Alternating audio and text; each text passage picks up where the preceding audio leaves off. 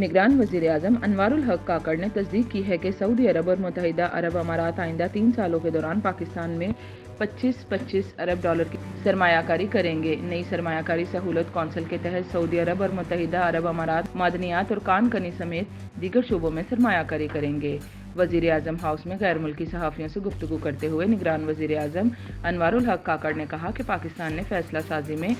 तेज़ी लाने और बैरून ममालिक बिलखसूस खलीजी ममालिक से सरमायाकारी को फ़रोग़ देने के लिए ख़ुसूसी सरमायाकारी सहूलत कौंसिल तश्कील दी है, जो एक हाइब्रिड सिविल मिलिट्री फोरम है। साबिक़ वज़ीर आज़म ने शहबाज शरीफ के दफ्तर से 17 जून को जारी होने वाले नोटिफिकेशन में कहा गया था कि ख़ुसूसी सरमायाकारी सहूलत कौंसिल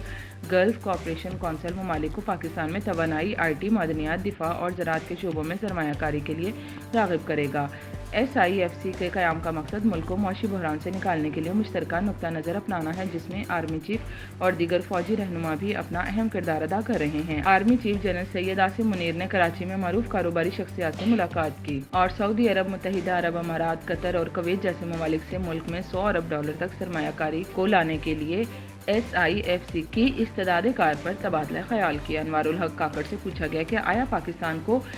SIFC के तहत सऊदी अरब और मुत्तहिदा अरब अमारात से 25-25 अरब डॉलर की सरमायाकारी मिलेगी, तो उन्होंने कहा कि हाँ, मैं इसकी तस्दीक कर सकता हूँ। गैर मुल्की सहाफ़ियों से गुफ्तगू करते हुए अनवारुल हक काकड़ ने मजीद कहा कि सऊदी अरब और मुत्तहिदा अरब अमारात ने पाकिस्तान में सरमायाकारी के लिए 2 से 3 साल का वक्त दिया है और कहा है कि वो कान कनी और मादनियात के शोबों पर तवज्जो मरकूज़ करेंगे और इन शोबों में सरमायाकारी करने में दिलचस्पी रखते हैं। ताहम दूसरी जानिब सऊदी अरब और मुत्तहिदा अरब अमारात ने भी अभी तक वज़ीर आज़म के बयान पर कोई तबसरा नहीं किया है। याद रहे कि पाकिस्तान ने